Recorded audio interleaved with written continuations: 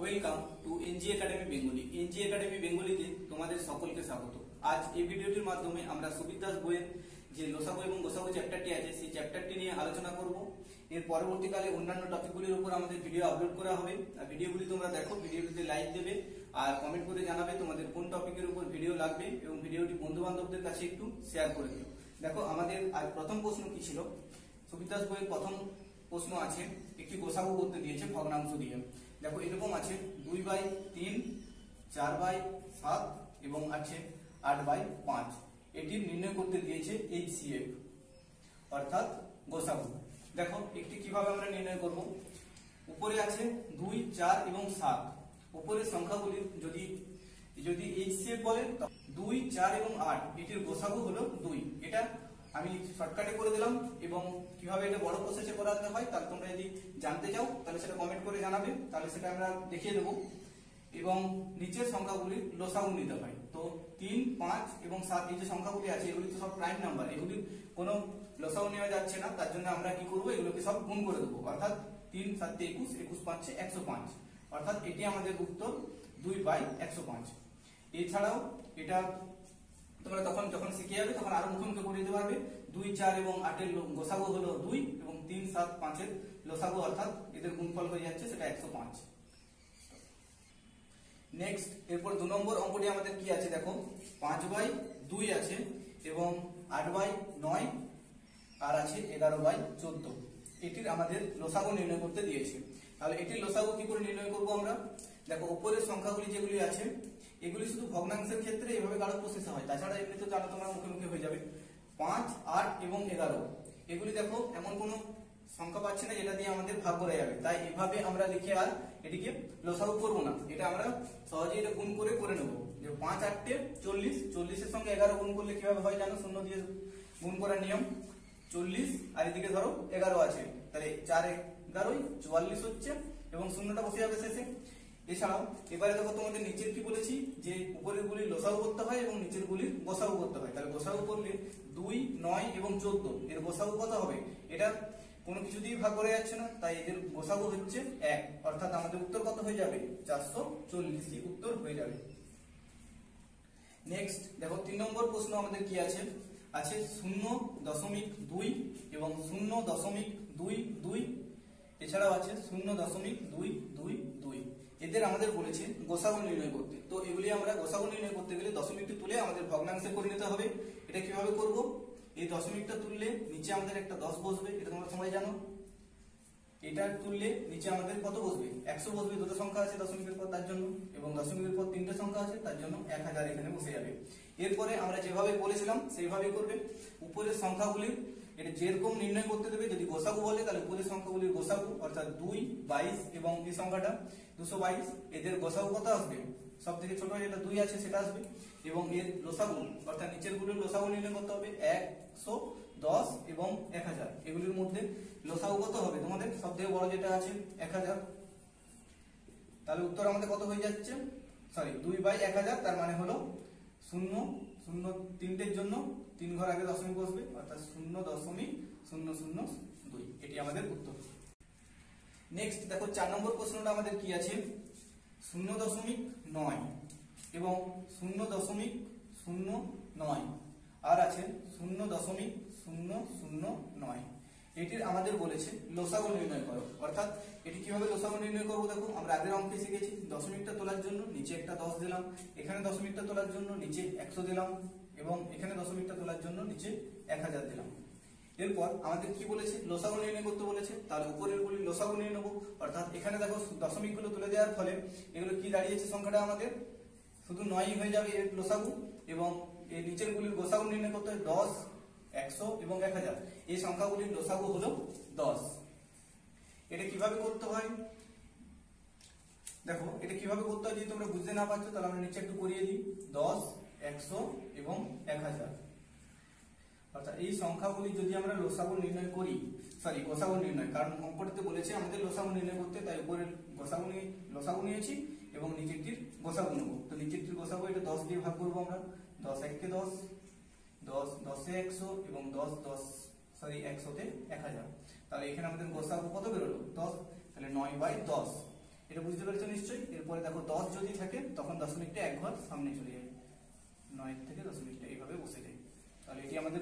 Next দেখো 5 নম্বর প্রশ্নটা আমাদের কি আছে, 0.4 এবং 0.08 আর আছে 0.016। এটি বলেছে আমাদের গোসাগু নির্ণয় করতে। তাহলে গোসাগু নির্ণয় করতে গেলে প্রথমেই আমরা দশমিকগুলো তুলে নেব। দশমিক তুললে এখানে কত আসবে 10, এখানে দশমিকটা তুললে কত আসবে 100, আর এখানে দশমিকটা তুললে 3 ঘর আগে আছে তার জন্য 3টে শূন্য অর্থাৎ 1000। কি বলেছে আমাদের গোসাগু নির্ণয় করতে। তাহলে আমরা কি করব, উপরের গুলির গোসাগু এবং নিচের গুলির লসাগু। তাহলে এখানে দেখো 4, 8 এবং 16 এর গোসাগু হলো, আমি তো গোসাগু নির্ণয় করতে বলেছি, তাই 2 দিয়ে দেখো করবো, 2 2 4, 2 4 8 এবং 2 8 16। আরেকবার যাবে 2 দিয়ে, 2 1 2, 2 2 4, 2 4 8, অর্থাৎ এই যে আমাদের পেয়ে গেলাম এই 4, এটি হলো আমাদের গোসাগু। এবং নিচের গুলি যদি লসাগু নির্ণয় করি, এটা তোমরা এত বড় করে করাচ্ছি, এটা তোমরা শর্ট প্রসেসও করতে পারবে যখন একটু শিখে যাবে।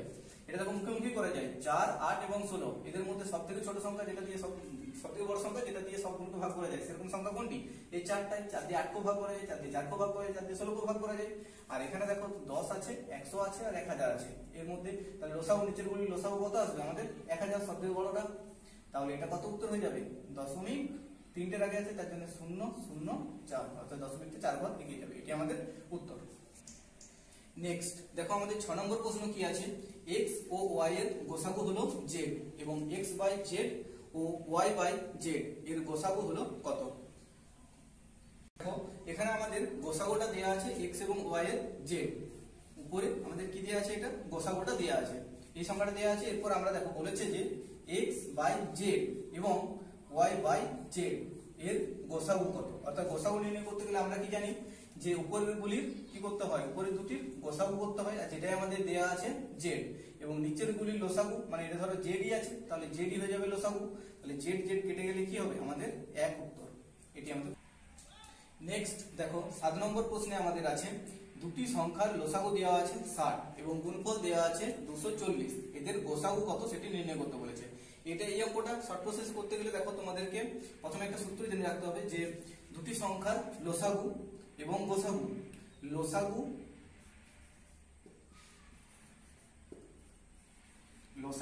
ইনটু গোসাগু সমানই হলো দুটি সংখ্যার গুণফল।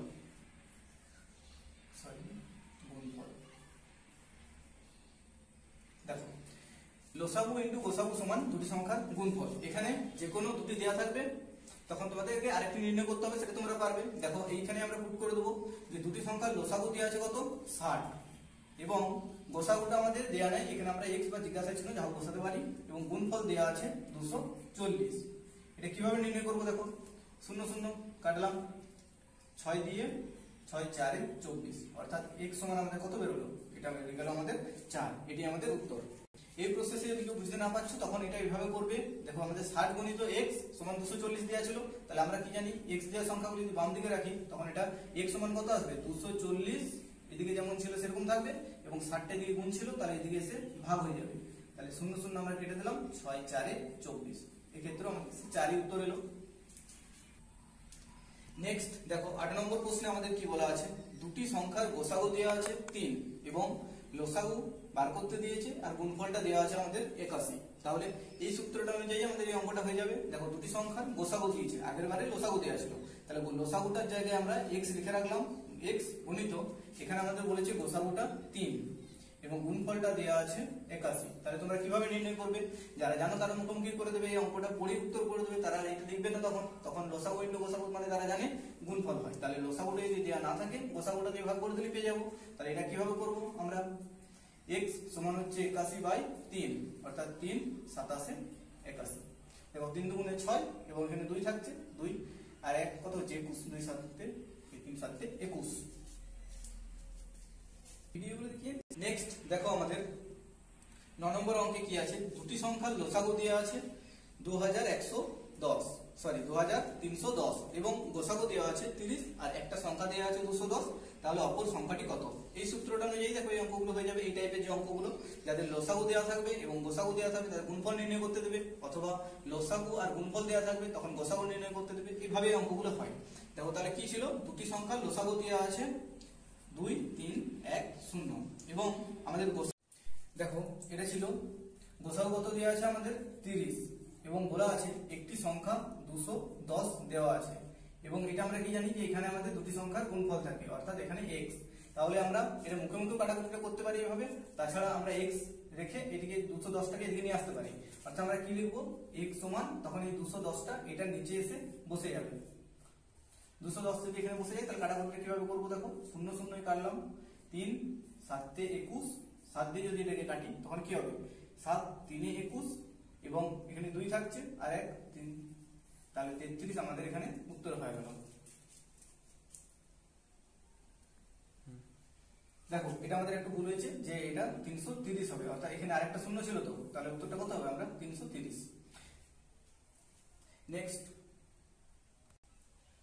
নেক্সট দেখো 10 নম্বর অঙ্কটা আমাদের কি দেওয়া আছে, দুটি সংখ্যার গোসাগু দেওয়া আছে 9 এবং একটি সংখ্যা বলা আছে 270 আর লসাগুটা দেওয়া আছে 270 এবং একটি সংখ্যা দেওয়া আছে 54 এবং অপর সংখ্যাটি আমাদেরকে নির্ণয় করতে বলেছে।